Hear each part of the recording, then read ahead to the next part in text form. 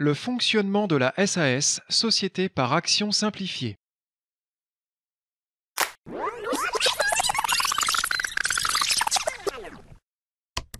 Pour comprendre le fonctionnement d'une société, il faut d'abord y distinguer deux acteurs, l'associé et le mandataire social. L'associé est propriétaire de la société, il en dispose et peut la vendre s'il le souhaite. Le mandataire est son représentant légal, il la dirige au quotidien, gère les relations avec les clients, les fournisseurs, les salariés, etc. On peut être indépendamment soit associé, soit mandataire, ou bien les deux à la fois. Il demeure que ces deux fonctions bien distinctes recouvrent des pouvoirs et des responsabilités différentes. En SAS, les associés ou actionnaires sont au minimum deux et sans limite maximum. Ils se partagent le pouvoir en fonction de la proportion du capital qu'ils possèdent. Par exemple, pour un capital de 1000 euros, celui qui en a financé 400 euros en possède 40%. On peut financer du capital avec de l'argent ou avec des biens matériels. On appelle cela des apports en nature. Les actionnaires ont une vie rythmée par des réunions que l'on appelle assemblée générale. Il en existe de deux sortes. D'abord, l'Assemblée générale ordinaire, dite AGO, qui a lieu au moins une fois par an. C'est là qu'on valide les comptes de l'entreprise et qu'on décide notamment si l'on distribue ou pas des dividendes. Ensuite, l'Assemblée générale extraordinaire, dite AGE, qui a lieu à la demande des associés. Elle est convoquée pour tout ce qui concerne la modification des statuts, comme par exemple l'augmentation ou la réduction du capital, l'entrée ou la sortie d'un associé ou la vente de la société.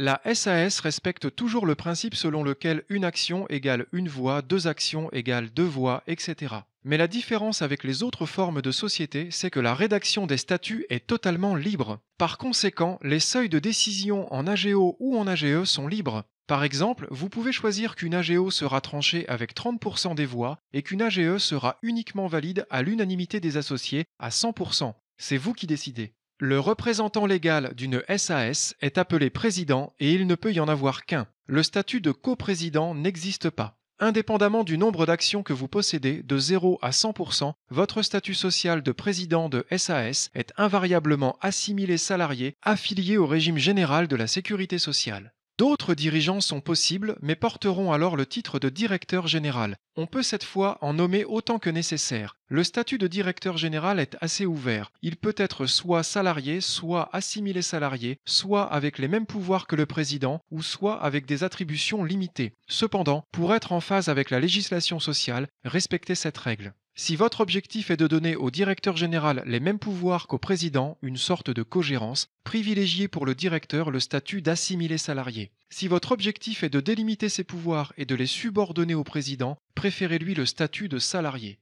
Les cotisations sociales du statut assimilé salarié s'élèvent à environ 82% de la rémunération nette. La rémunération est libre et variable. Il est même possible de se rémunérer 0 € et donc de cotiser 0 €. Mais quel que soit le montant de ces cotisations, l'assimilé salarié ne cotise pas à l'assurance chômage et ne peut pas cumuler de droits. Pour le statut salarié, il faut aussi compter environ 82% de la rémunération nette. Il suppose une rémunération fixe avec un minimum légal. Le statut est plus rigide, mais le salarié cotise à l'assurance chômage et cumule des droits. L'avantage de la SAS est qu'elle permet la rédaction de statuts sur mesure. Elle est particulièrement adaptée aux projets qui accueillent des investisseurs extérieurs dont vous voulez limiter le pouvoir et prévoir la sortie. Elle permet aussi d'être dirigeant tout en restant affilié au régime général de droit commun de la sécurité sociale. Vous pouvez cependant préférer le cadre rassurant de la structure juridique de la SARL où la majeure partie des règles est déjà fixée avec un mode de fonctionnement déjà bien connu.